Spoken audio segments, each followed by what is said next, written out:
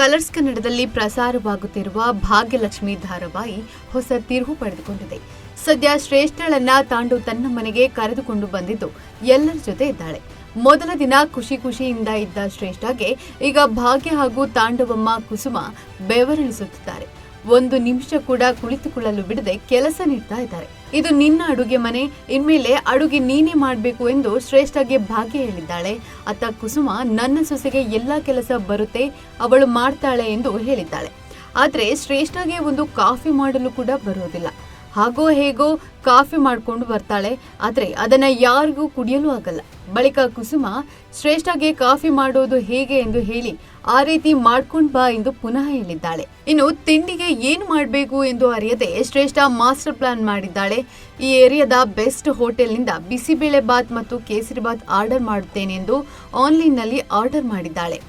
ಮನೆ ಮಂದಿಗೆ ಇದನ್ನೆಲ್ಲ ಬಳಸುತ್ತಿರುವಾಗ ಬಿರುಗಾಳಿಯಂತೆ ಬಂದ ಭಾಗ್ಯ, ಇದು ಯಾವುದೂ ಈ ಶ್ರೇಷ್ಠ ಮಾಡಿಲ್ಲ ಅತ್ತೆ, ನಾನು ಅಡುಗೆ ಮನೆಗೆ ಹೋಗಿ ನೋಡ್ಕೊಂಡು ಬಂದೆ, ಯಾವ ವಸ್ತುನೂ ಖಾಲಿಯಾಗಿಲ್ಲ ಎಂದು ಹೇಳಿದ್ದಾಳೆ. ಅತ್ತ ಮಾವ ಕೂಡ ನಮ್ಮ 4th ಕ್ರಾಸ್ನಲ್ಲಿ ಹೋಟೆಲ್ ಇದೆ ಅಲ್ವಾ, ಅಲ್ಲಿಯ ಫುಡ್ ಇದು ಎಂದು ಎಲ್ಲರ ಮುಂದೆ ಹೇಳಿದ್ದಾರೆ. ಆ ಹೋಟೆಲ್ನಲ್ಲಿ ತುಂಬಾ ವರ್ಷದಿಂದ ನಾನು ತಿಂತಾ ಇದ್ದೀನಿ, ಅಲ್ಲಿನ ಟೇಸ್ಟ್ ನಾನು ಯಾವತ್ತೂ ಮರೆಯೋಕೆ ಆಗಲ್ಲ, ಇಲ್ಲಿರುವ ಬಿಸಿಬೇಳೆ ಬಾತ್ ಖಂಡಿತ ಅಲ್ಲಿದೆ ಎಂದು ಹೇಳಿದ್ದಾರೆ.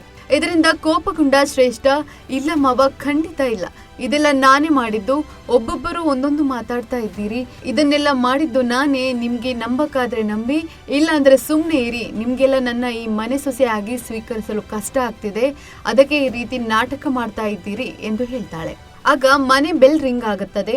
ಈ ವೇಳೆ ಶ್ರೇಷ್ಠ, ನೀವು ತಿಂತಾ ಇರಿ, ನಾನು ಯಾರು ಅಂತ ನೋಡ್ಕೊಂಡು ಬರ್ತೇನೆ ಎಂದು ಬಾಗಿಲು ಬಳಿ ಹೋಗ್ತಾಳೆ. ಬಾಗಿಲು ತೆಗೆಯುವ ಹೊತ್ತಿಗೆ ಅತ್ತೆ ಕುಸುಮ ಕೂಡ ಶ್ರೇಷ್ಠ ಜೊತೆ ಬರ್ತಾರೆ. ಬೆಲ್ ಮಾಡಿದವನ ಬಳಿ ಯಾರಪ್ಪ ನೀನು ಎಂದು ಕುಸುಮ ಕೇಳಿದ್ದಾಳೆ. ಆಗ ಆ ವ್ಯಕ್ತಿ, ನಾನು food delivery boy, bisibele bath kesari bath order ಮಾಡಿದ್ದು ನೀವೇ ತಾನೆ ಎಂದು ಶ್ರೇಷ್ಠ ಬಳಿ ಕೇಳುತ್ತಾನೆ. ಇಲ್ಲಿಗೆ ಶ್ರೇಷ್ಠಳ ಎಲ್ಲ ಕಳ್ಳಾಟ ಬಯಲಾಗಿದೆ. ಸದ್ಯ ಕುಸುಮ ಭಾಗ್ಯ ಏನು ಮಾಡ್ತಾರೆ ಎಂಬುದು ಮುಂದಿನ ಸಂಚಿಕೆಯಲ್ಲಿ ನೋಡಬೇಕಿದೆ.